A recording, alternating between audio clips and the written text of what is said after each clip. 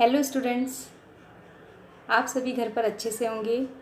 My self Mrs Patil, मैं आप लोगों को अर्थशास्त्र विषय पढ़ाने जा रही हूँ, कक्षा 12वीं। आप सभी जानते हैं कि हमारे पास अब तक हमारी नई पुस्तक की PDF नहीं आई है, क्योंकि हिंदी माध्यमिक में जो हिंदी मीडियम है उसकी वजह से। तो भी हम कोशिश कर रहे हैं कि मराठी की पुस्तक का ट्रांसलेशन करके आपको सही तरीके से पढ़ा सकें। आपके कुछ ऐसे अध्याय हैं जो कि ऑलरेडी पिछली पुस्तकों में भी थे और वो नए सेशन में भी आए हैं। इस हिसाब से मैं आप लोगों को आपका पहला चैप्टर पढ़ाने जा रही हूँ, जिसका नाम है व्यष्टि एवं समष्टि अर्थशास्त्र का परिचय। आपके पास यदि लास्ट ईयर की पुस्तक है, पिछले प्रकाशित पुस्तकें हैं, तो उसमें आपका पहला जो चैप्टर है, जो फर्स्ट चैप्टर है व्यष्टि अर्थशास्त्र, और जो 8वां चैप्टर है, वो दोनों का समावेशित आपको पहले अध्याय में इस साल पढ़ना है। इस हिसाब से जिन विद्यार्थियों के पास में पिछले साल की 12वीं के विद्यार्थियों की पुस्तक अवेलेबल होगी, वो पुस्तकें लें और उनसे पढ़ने की शुरुआत करें। इसके अलावा हम ये भी जानते हैं कि जो अर्थशास्त्र विषय है उसके लिए कुछ बेसिक बातें पता होनी चाहिए। जैसे हम अर्थ कहते हैं और शास्त्र कहते हैं, तो उसका यदि हम संधि विच्छेद करें तो अर्थ का अर्थ होता है धन, अर्थ का आशय है धन, और शास्त्र का अर्थ है विज्ञान, द साइंस ऑफ मनी। हम एक ऐसे विज्ञान को पढ़ने जा रहे हैं जो कि पैसे का विज्ञान है। और आप सभी जानते हैं कि पैसे के विज्ञान का अर्थ है आर्थिक चीज़ों को समझ लेना, आर्थिक संकल्पना, आर्थिक प्रबंध, अर्थव्यवस्था और आर्थिक गतिविधियाँ, आर्थिक क्रियाएं। हमारे देश की जो संरचना है उस हिसाब से हम अर्थशास्त्र को, या विश्व में भी हम उसको 2 भागों में बांटते हैं। एक है जिसे हम हिंदी में कहते हैं व्यष्टि, और उसी का दूसरा भाग है जिसे हम कहते हैं समष्टि। व्यष्टि का जो मूल अर्थ है उसका अर्थ होता है सूक्ष्म, ऐसा अर्थशास्त्र जिसमें हम आर्थिक क्रियाओं के सूक्ष्म से सूक्ष्म भाग को पढ़ने वाले हैं। आप लोगों ने साइंस में पढ़ा है माइक्रोस्कोपी। माइक्रोस्कोपी से हम किसी भी घटक के छोटे से छोटे हिस्से को देख सकते हैं, और अर्थशास्त्र हमें सिखाता है कि किस तरह से हम आर्थिक घटनाओं को, आर्थिक गतिविधियों के छोटे से छोटे या सूक्ष्म से सूक्ष्म भाग को, उसके 10 लाखवें भाग को हम किस तरह से अध्ययन कर सकते हैं, किस तरह से हम उसको समझ सकते हैं। यहाँ पर कहना जरूरी है कि सबसे पहले ओस्लो विश्वविद्यालय के एक अर्थशास्त्री थे 1933 में, उन्होंने इन दोनों शब्दों का सबसे पहले प्रयोग किया था। उनका नाम है रैग्नर फ्रिश। रैग्नर फ्रिश ने हमें बताया था कि ये संकल्पना, जिसे हम व्यष्टि और समष्टि कहते हैं, वो दोनों ही संकल्पनाएं जिस तरह से हम आज समझ रहे हैं, उन्होंने सबसे पहली बार उसको इस तरह से समझाया था। हम ये भी समझ सकते हैं कि एडम स्मिथ, जो कि अर्थशास्त्र के जनक कहे जाते हैं, जो अल्फ्रेड मार्शल, जिन्हें हम जन्मदाता कहते हैं, ये सभी जो पुराने या पुरातत्ववादी अर्थशास्त्री हैं, उन्होंने इन संकल्पनाओं को अलग अलग पुस्तकों में, जैसे एडम स्मिथ ने अपनी पुस्तक वेल्थ ऑफ नेशंस में इसके बारे में बताया था, और जो अल्फ्रेड मार्शल, उन्होंने अपनी पुस्तक अर्थशास्त्र के मूल तत्व, जिसे हम एलिमेंट ऑफ इकोनॉमिक्स कह सकते हैं, इन दोनों पुस्तकों में उसका उल्लेख किया हुआ है। और ये एक सूक्ष्म इतिहास है जो हमको पता होना चाहिए कि हाँ, ये अर्थशास्त्र का एक सूक्ष्म इतिहास है। इसके अलावा यदि हम अर्थशास्त्र को और अगर विस्तारित रूप से समझने जाएं, तो हम आज केवल व्यष्टि अर्थशास्त्र की परिभाषा और उसकी विशेषताएं और उसके क्षेत्र, इन 3 घटकों के बारे में ही समझने जा रहे हैं।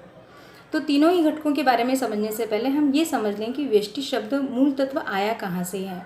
तो ग्रीक भाषा का एक शब्द है जिसे हम कहते हैं ग्रीक भाषा का जिसे हम माइक्रोस कहते हैं। तो माइक्रोस शब्द से माइक्रो बना, और माइक्रो जो आज हम सूक्ष्म रूप में हम जानते हैं, यानी इसकी उत्पत्ति ग्रीक भाषा के शब्द से हुई है। तो ये एक सूक्ष्म इतिहास इस तरह से। उसके अलावा हम अलग अलग तरह से अर्थशास्त्र को अपने जीवन में कहीं ना कहीं इस्तेमाल करते हैं। उदाहरण के लिए, जब एक व्यक्ति अपने वेतन घर पर लेकर आता है, तो वो कहीं ना कहीं से एक आर्थिक गतिविधियों में अपना योगदान देता है, और इसे भी हम अर्थशास्त्र में पढ़ते हैं। तो अर्थशास्त्र की हर छोटी गतिविधियाँ जिसे हम सूक्ष्मदर्शी से देख सकते हैं, यानी कि अर्थशास्त्रीय दृष्टिकोण का सूक्ष्म निरीक्षण ही सूक्ष्म अर्थशास्त्र कहलाता है। इसके आगे अगर हम और आगे जाना चाहें, तो एक और परिभाषा है जिसके बारे में हम समझ सकते हैं कि अर्थशास्त्र वो विज्ञान है जो किसी भी विषय के सूक्ष्म घटकों के बारे में बताता है या सूक्ष्मदर्शी अध्ययन दिखलाता है।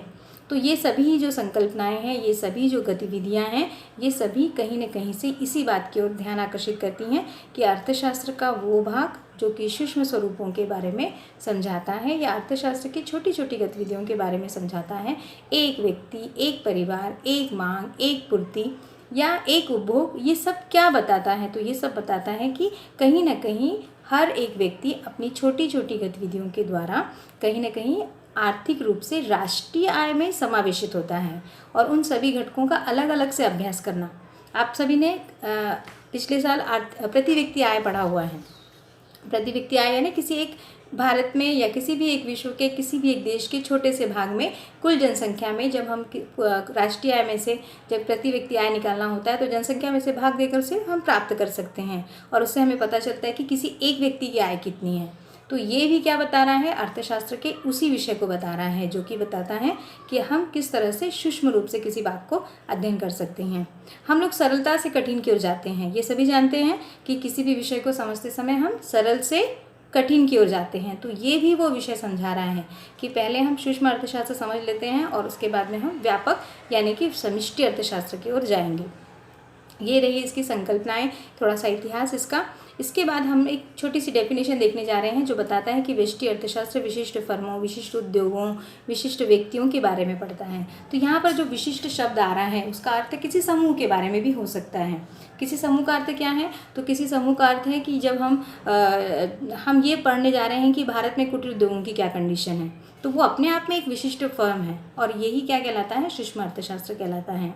यानी हम उसका किसी बारीकी से हम लोग उसको पढ़ते जा रहे हैं। अब उसके बाद में हम अगर और आगे जाएंगे तो उसमें हम ये भी पढ़ सकते हैं कि व्यक्तिगत मजदूरी क्या होती है, व्यक्तिगत आय क्या होती है, ये सब कुछ भी उसी के अंतर्गत समावेशित है। आगे अगर हम उसके क्षेत्र के बारे में पढ़ने जाएंगे तो हमको एक घटक है जैसे कि किसी वस्तु का निर्माण करना है। तो जब हम किसी वस्तु को बनाने जाते हैं तो उसमें हम कौन कौन से घटक के आवश्यक होते हैं हमारे लिए? तो सबसे पहले हमको पैसा चाहिए होता है, उसको हम पूंजी कहते हैं। उसके अलावा क्या चाहिए होता है? तो हमको एक स्थान चाहिए होता है जिसे हम भूमि कहते हैं।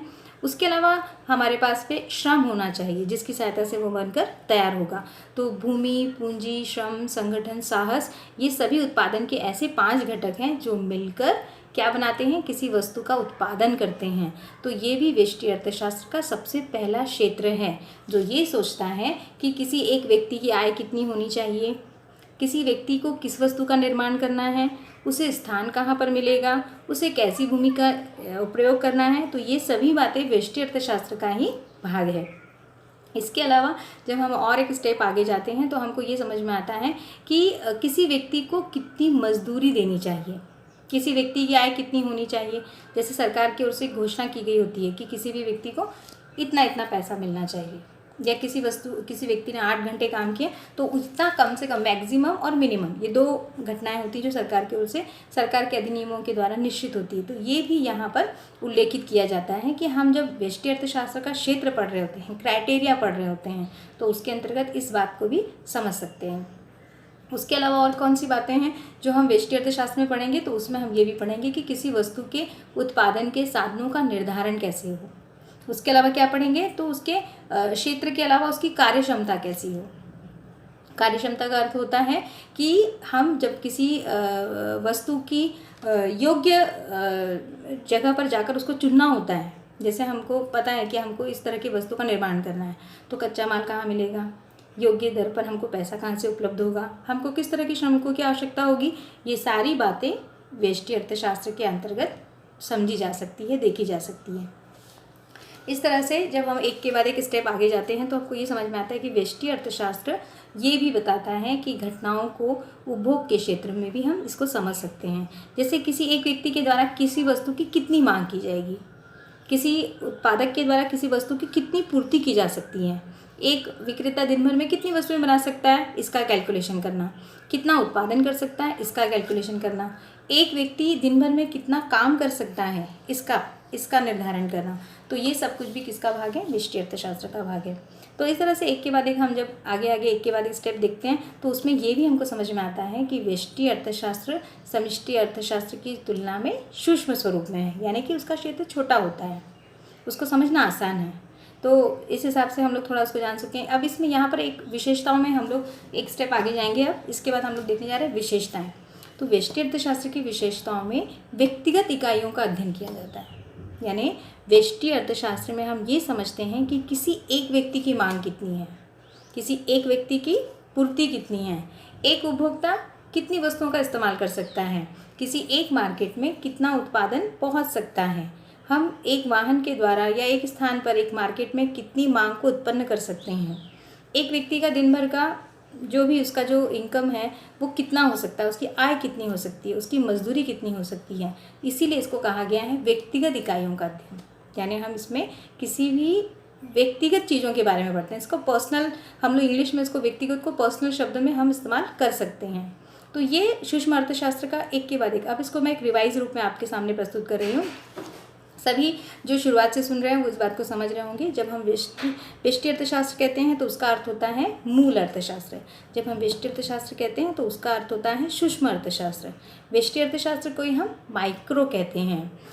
व्यष्टि अर्थशास्त्र के अंतर्गत हम व्यक्तिगत इकाइयों का अध्ययन करते हैं। व्यष्टि अर्थशास्त्र को हम अलग अलग भागों में बांट सकते हैं। उसमें हम उत्पादन का क्षेत्र, उपभोग का क्षेत्र, अनंत क्रियाओं का, उत्पादन के साधनों का इस्तेमाल कैसे हो, इन सभी घटकों के बारे में हम समझते हैं। किसी व्यक्ति की मजदूरी कैसी हो, वो निश्चितीकरण। इस हिसाब से हम अगर देखेंगे तो एक छोटे व्यक्ति के हिसाब से उसके क्राइटेरिया में उसके द्वारा किया गया उत्पादन और उसके द्वारा दी गई सेवाएं और उसके द्वारा किया गया उपभोग, इन तीनों घटकों का अभ्यास हम किस में करते हैं? व्यष्टि अर्थशास्त्र में करते हैं। और सबसे महत्वपूर्ण बात जो आज अभी मैंने बताई कि व्यक्तिगत इकाइयों का अध्ययन हम व्यष्टि अर्थशास्त्र में कहते हैं। व्यष्टि अर्थशास्त्र को हम कीमत सिद्धांत भी कहते हैं।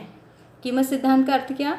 कि किसी व्यक्ति को किस कीमत पर कितनी मजदूरी, कितना वेतन, उसको कितना ब्याज, कितना लगान मिलना चाहिए, ये निश्चितीकरण। इस हिसाब से व्यष्टि अर्थशास्त्र को हम और क्या कहते हैं? कीमत का सिद्धांत।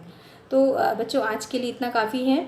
आशा है आप सभी को समझ में आया होगा। यदि आपकी कुछ क्यूरीज़ हैं, आपके प्रश्न हैं, तो आप मुझे वो व्हाट्सएप पे पूछ सकते हैं।